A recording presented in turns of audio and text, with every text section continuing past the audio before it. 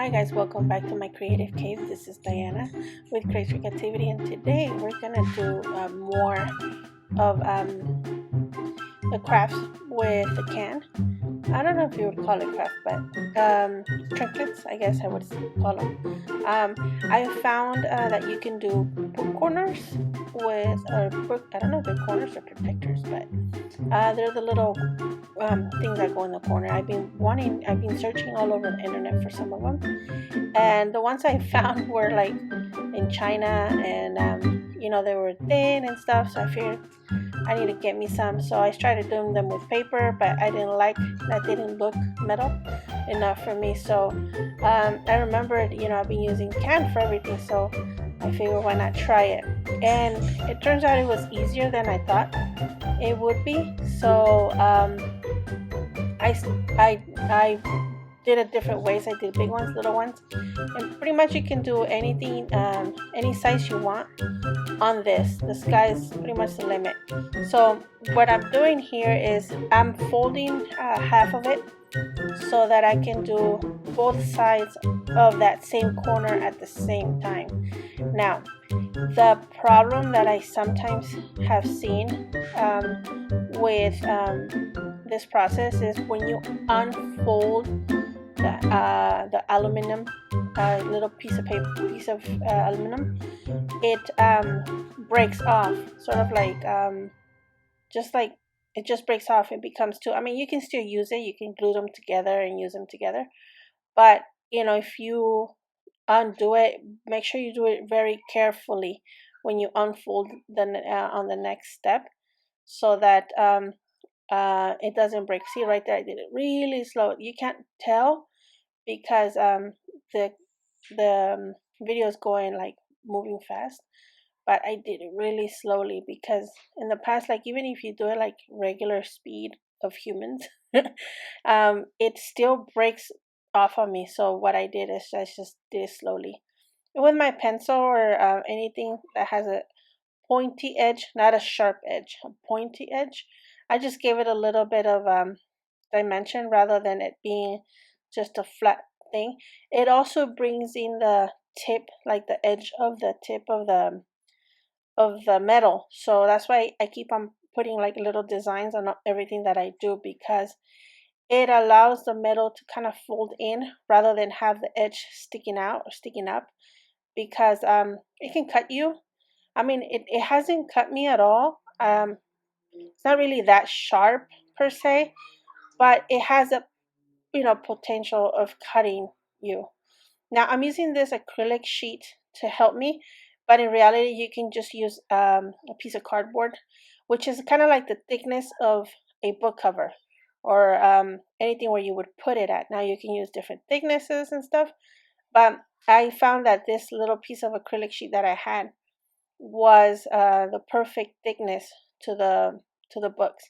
Now when I put texture on the books, it totally messes up with the thickness. So I'll use a thicker one, or I'll make different ones. And what I did to make a perfect edge, and I should have put a close up of what the difference that looks with and without this step where I smooth it out with the sharp edge. It looks so much sharper, and um, and it folds really nice, the crease, sort of like a bone folder on paper. That's kind of like the difference when you don't do this. It just looks like a whatever fold, and when I do this step with the sharp edge, it makes it a very nice crease. And then what I do is, instead of just being a regular fold, I fold it in more, so when you put it on the book, it has that pressure. So now that I've done it, now you can paint it any color. If you guys want to do the color, a gold color, there's another like this on my journal. There's another video for that. And these are different things that I can do with the can. See, I did a little ship, a paper ship, origami ship on my traveler's notebook. I did the corners, and I also, in the back of it, I did a maker's label, sort of like this one. I did the signature from the back of the aluminum, and I did the date on the front. You guys will see that right now. But it's just, different depthness you can play with on the aluminum. And you can do round edges, square edges. It depends on the mood you're feeling. But I feel like sometimes we create these beautiful journals and, we sell them, or, we give them away, or even like for us keeping, date and us and who made it, or, maybe you want to put a message, a poem, a scripture.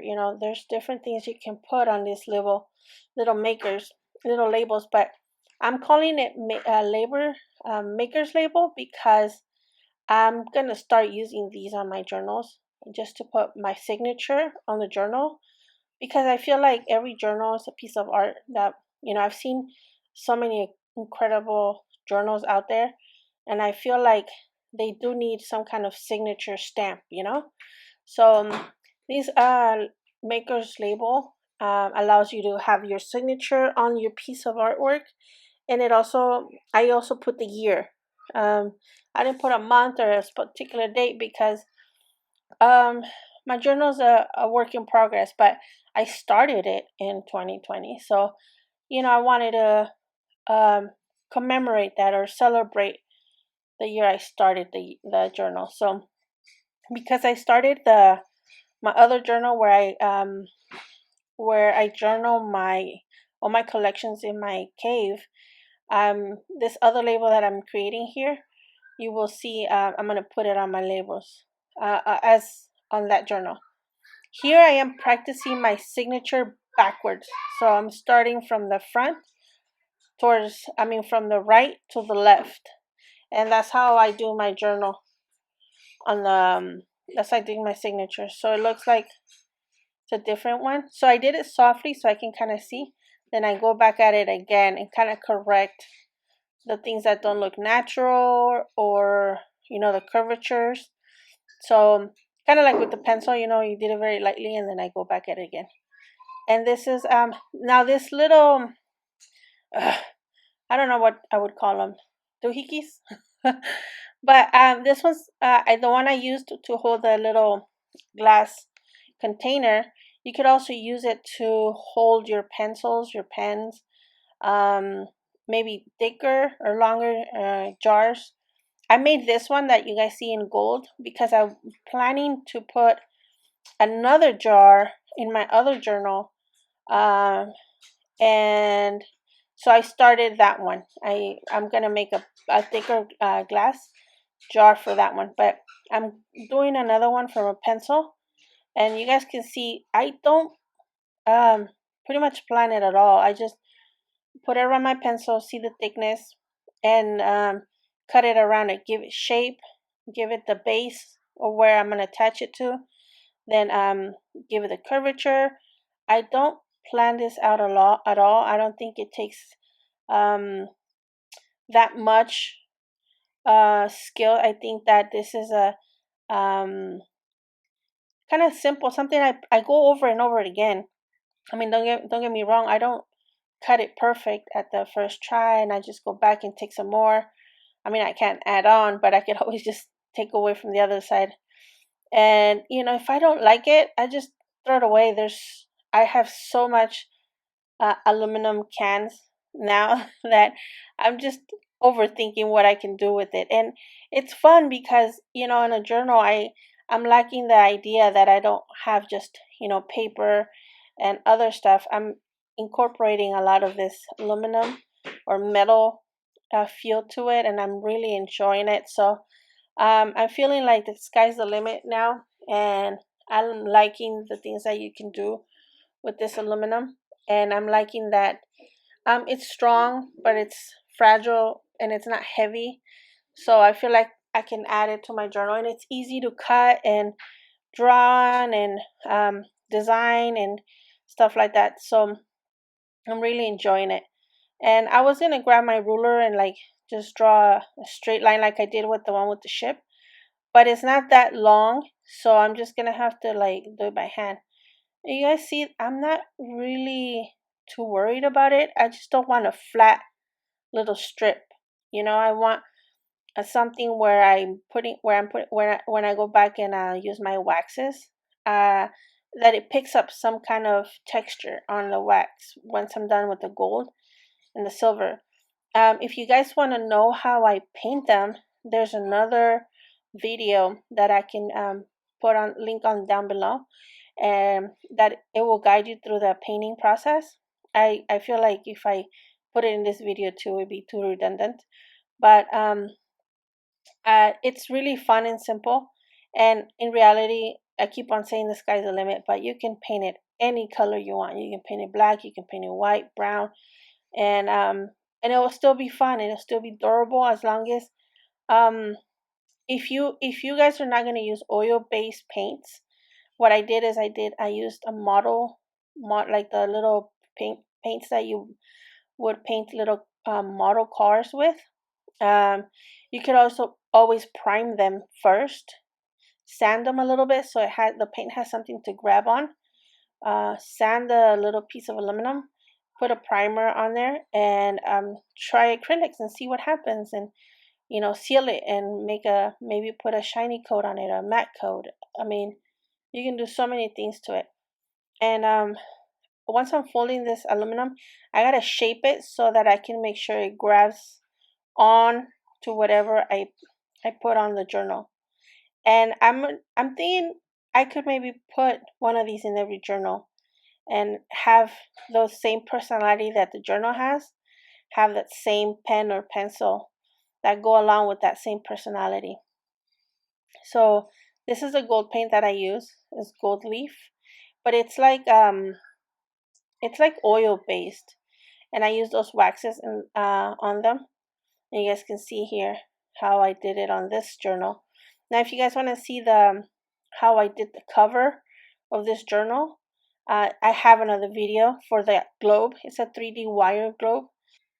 As well as the journal itself, I've made another video as to how I do it, and my own method of book binding as well.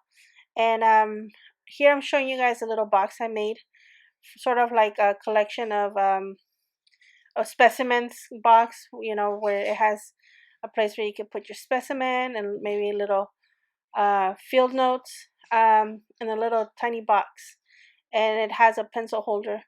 Now, if you guys like to see how I paint this box, let me know and I'll put it together in a video.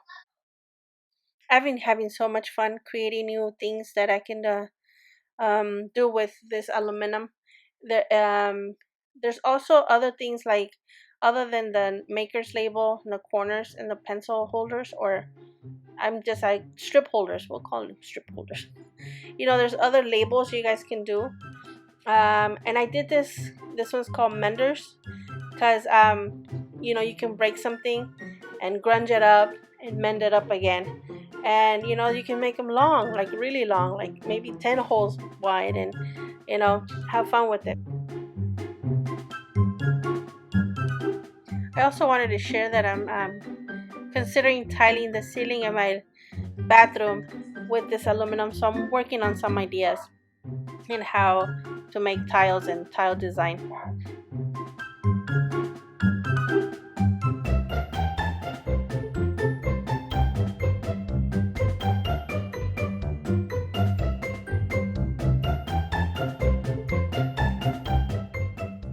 Thank you guys for watching today's video.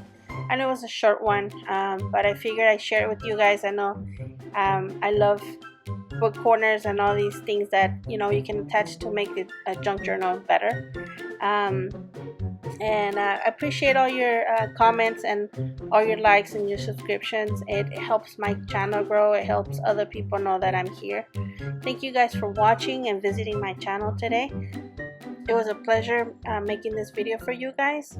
And until next time, stay safe. Bye.